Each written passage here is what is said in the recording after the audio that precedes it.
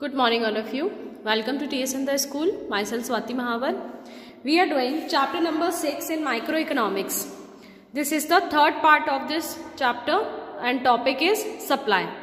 ठीक है, supply topic हम लोग पढ़ रहे थे, 2 पार्ट इसके कंप्लीट कर चुके हैं हम. Now this one is the third part. यहाँ पर आज हम बात करेंगे एक्सेप्शंस ऑफ सप्लाई कर्व, कि किन केसेस के अंदर जो सप्लाई का जो पॉजिटिव रिलेशन होता है. ठीक है, लास्ट प्रीवियस वीडियो में मैंने आप लोगों को क्या बताया था कि प्राइस अगर इंक्रीज होगा तो क्वांटिटी सप्लाई भी क्या हो जाएगा, इंक्रीज हो जाएगा. प्राइस और सप्लाई के बीच में हमेशा कौन सा रिलेशन चलता है, पॉजिटिव रिलेशन चलता है. लेकिन कुछ केसेस ऐसे होते हैं जिन केसेस के अंदर ये पॉजिटिव रिलेशन वहां पर पॉसिबल नहीं होता है. तो वही एक्सेप्शनल केसेस हम यहाँ पे देखेंगे. 2 केसेस हैं. सबसे पहले तो है एग्रीकल्चरल आउटपुट. ठीक है, एग्रीकल्चरल आउटपुट की हम बात करते हैं. If due to natural calamities there is a fall in the production of wheat.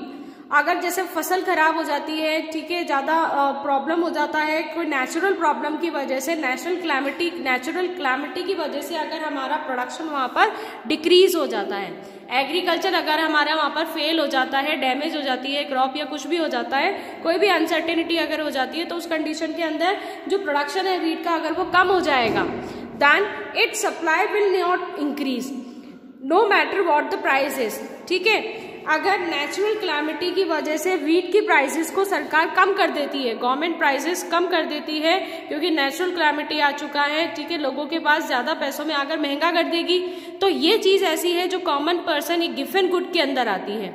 Given good यानी गिवन ने इंफीरियर गुड के अंदर आती है. ठीक है, इंफीरियर गुड्स जो होते हैं वो क्या होते हैं, जो पुअर पर्सन्स होते हैं वो उसको ज्यादा खरीदते हैं और उनकी प्राइसेस इंक्रीज नहीं हो सकती है. तो ये इंफीरियर गुड है जिसकी वजह से इसकी प्राइस गवर्नमेंट नहीं बढ़ा सकती है. ठीक है, चाहे इसकी प्राइस क्या हो जाए, डिक्रीज हो जाए, प्राइस डिक्रीज होने की कंडीशन में भी यहाँ पर सप्लाई इसकी डिक्रीज नहीं हो सकती है, क्योंकि सप्लाई तो उतनी करनी ही पड़ेगी जितनी लोगों को यहाँ पर जरूरत है. सप्लाई के अंदर हम कोई भी कट नहीं कर सकते, सप्लाई के अंदर हम कोई भी चेंजेस नहीं कर सकते, whether the price what the price it is. ठीक है, चाहे कौन सी भी कैसी भी प्राइस गवर्नमेंट लगा दे, चाहे इंक्रीज कर दे, चाहे डिक्रीज करे, चाहे कितना भी कम क्यों ना कर दे गवर्नमेंट प्राइस, लेकिन यहाँ पर जो प्रोड्यूसर होगा वो सप्लाई कम नहीं कर सकता है. तो ये केस कौन सा होता है, एक्सेप्शनल केसेस होते हैं कि यहाँ पर प्राइस डिक्रीज होने के बाद भी सप्लाई डिक्रीज नहीं होगी, सप्लाई इंक्रीज ही होगी. आया समझ में आप लोगों को. नेक्स्ट है पेरिशेबल गुड्स. पेरिशेबल गुड्स कौन से होते हैं, जिनकी वैलिडिटी या जिनका लाइफ टाइम सिर्फ 1, 2 या 4 दिन के लिए होता है. फूड्स है जैसे कि वेजिटेबल्स है, तो ये किसके अंदर आ जाते हैं, पेरिशेबल गुड्स के अंदर आ जाते हैं. 2-4 दिन तक हम इनको सेव करके रख सकते हैं रेफ्रिजरेटर के अंदर, लेकिन कुछ टाइम बाद 8 या 10 दिन बाद ये क्या हो जाते हैं, खराब हो जाते हैं. तो इनके केसेस में क्या होता है, at a given point of time sellers may be willing to sell more a perishable good even at a lower price. अगर प्राइस कम भी है, 2 रुपए 3 रुपए किलो में भी बिक रहा है, तो भी उस प्रोड्यूसर को बेचना है, क्योंकि उसको अपना सारा प्रोडक्ट यहाँ पर सेल करना है. तो भी वो उस कंडीशन के अंदर भी वो अपनी सप्लाई नहीं रोक सकता. अगर उसने अपनी सप्लाई रोक दी तो उसको जो 2 रुपीज 3 रुपीज जो मिल रहे हैं वो भी नहीं मिलेंगे, क्योंकि वो चीज उसकी क्या हो जाएगी, खराब हो जाएगी, रूटेन हो जाएंगे सारे वेजिटेबल और फ्रूट्स, और उसके बाद में उसको कोई भी नहीं खरीदेगा, उसको फेंकने पड़ेंगे. Because these goods have short life time. क्योंकि ये जो गुड्स होते हैं उनका लाइफ टाइम बहुत कम होता है, 1 से लेके 10 डेज के अंदर ही होता है, इसलिए उनको चाहे जो भी प्राइस हो, कम प्राइस के अंदर भी उनको ज्यादा से ज्यादा यहाँ पे सप्लाई करना पड़ता है. समझ में आया आप लोगों को. ये एक्सेप्शनल्स हैं किसके, supply of the commodity. Now see the change in quantity supply. Next topic है हमारा चेंज इन क्वांटिटी सप्लाई और movement of supply curve. Change in quantity supply, यहाँ पर क्वांटिटी सप्लाई क्या हो जाएगा, चेंज हो जाएगा.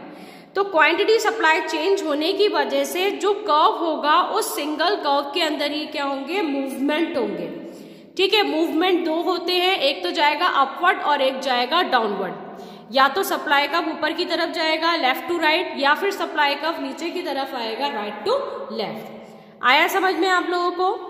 इसके 2 कंडीशंस होते हैं चेंज इन क्वांटिटी सप्लाई के. एक तो होता है एक्सटेंशन और दूसरा होता है कॉन्ट्रैक्शन. एक्सटेंशन के अंदर क्या होगा, सप्लाई इंक्रीज होगी, और कॉन्ट्रैक्शन के अंदर क्या हो जाएगी, सप्लाई डिक्रीज हो जाएगी. Now go through the definition first of extension of supply. सबसे पहले हम क्या देखते हैं, एक्सटेंशन ऑफ सप्लाई का डेफिनेशन देखते हैं. Other things being constant or equal when quantity supply of a commodity increases due to increase in its own price. It is called extension of supply. क्या आया समझ में कि सारी चीजें यहाँ पर क्या रहेगी, कांस्टेंट रहेगी. हमारा टेक्नोलॉजी यहाँ पे कांस्टेंट रहेगा, गोल यहाँ पे कांस्टेंट रहेगा, गवर्नमेंट पॉलिसीज यहाँ पे कांस्टेंट रहेगी. ठीक है, जो हमने किसमें पढ़े थे, सप्लाई फंक्शन के अंदर. सप्लाई फंक्शन के अंदर हमने पढ़ा था कि प्रोडक्ट सप्लाई करने में हमें किन किन चीजों की जरूरत होती है, क्या क्या चीजें देख के चलते हैं हम. तो यहाँ पर वो सारी चीजें क्या हो जाएगी, कांस्टेंट हो जाएगी. ये जो पूरा एक्सटेंशन और सप्लाई का जो थ्योरी है वो सिर्फ किस पे डिपेंड करेगा, प्राइस पे डिपेंड करेगा. कि अगर प्राइस हमारा इंक्रीज हो रहा है तो क्वांटिटी सप्लाई भी हमारा क्या हो जाएगा, इंक्रीज हो जाएगा.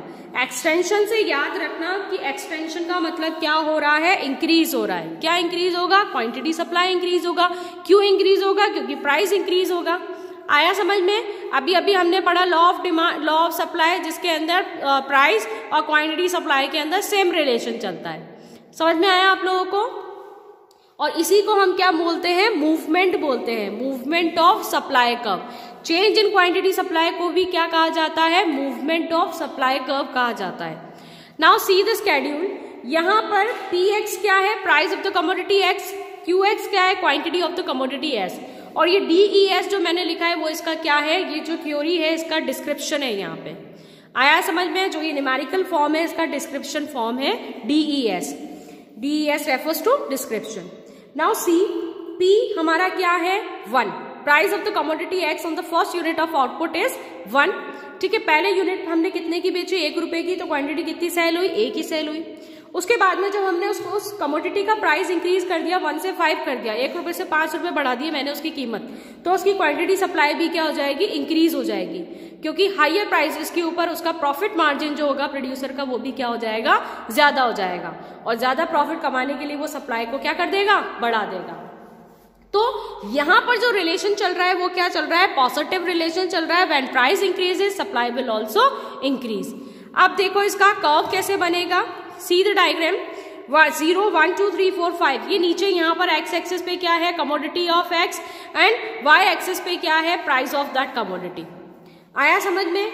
x एक्सिस पे हम क्या शो करेंगे, हमेशा क्वांटिटी शो करेंगे, और प्राइस हमेशा कहाँ पर शो होगी, y एक्सिस पे शो होगी. नाउ सी, यहाँ पर क्या है, 1 प्राइस. 1 प्राइस है, 1 प्राइस पे कमोडिटी कितना सेल हो रहा है, 1. तो 1 प्राइस पे क्वांटिटी कितना हुआ, 1. दोनों को हमने यहाँ पे ज्वाइन कर दिया. ये हमारा स्टार्टिंग पॉइंट होगा, इसलिए हमने इसको क्या नाम दिया, A नाम दिया, क्योंकि यहां से ही हमारा सप्लाई का ऊपर जाना शुरू करेगा. उसके बाद में 5 प्राइस है, 5वीं प्राइस कहां पर है, ये रही. 5th प्राइस के ऊपर क्वांटिटी कितना सप्लाई हो रहा है, 5 यूनिट सप्लाई हो रहा है, वो कहाँ है, ये रहा. आया समझ में. तो 5th प्राइस के ऊपर क्वांटिटी कितना सप्लाई हो रहा है, 5. इंटरसेक्टिंग पॉइंट कहां पर बनेगा, यहां पर बनेगा. अब हमने क्या किया, इस A पॉइंट को B पॉइंट से ज्वाइन करा दिया, तो ये ऊपर की तरफ चला गया. हमारा जो कर्व है वो A से किसके ऊपर चला गया, B के ऊपर चला गया. मैंने यहाँ पे ये एरो बनाया है. ये एरो क्या शो कर रहा है कि जो सप्लाई कर्व है, जो सप्लाई पॉइंट है, वो A से किस पे चला गया, B पे चला गया. पहले प्रोड्यूसर A सप्लाई कर रहा था, अब कितनी सप्लाई कर रहा है, B सप्लाई कर रहा है. समझ में आया आप लोगों को. तो यहाँ पर क्या हो रहा है, प्राइस इंक्रीज हो रही है फ्रॉम 1 to 5, 1 रुपए से 5 रुपए हो गई. तो क्वांटिटी सप्लाई भी यहाँ पे क्या हो गई, इंक्रीज हो गई फ्रॉम 1 यूनिट टू 5 यूनिट. ठीक है, और पॉजिटिव रिलेशन हो रहा है दोनों के बीच में. और सप्लाई कर्व जो है हमारा वो कहाँ जा रहा है, moving upward from left to right. 2 चीज याद रखना, सप्लाई कर्व मूविंग अपवर्ड कहाँ जाएगा, एक्सटेंशन के ऊपर, ऊपर जाएगा. ठीक है, एक्सटेंशन ऑफ सप्लाई के अंदर हमारा जो सप्लाई कर्व होगा वो क्या होगा, moving upward from left to right. आया समझ में. अब देखो कॉन्ट्रैक्शन ऑफ सप्लाई.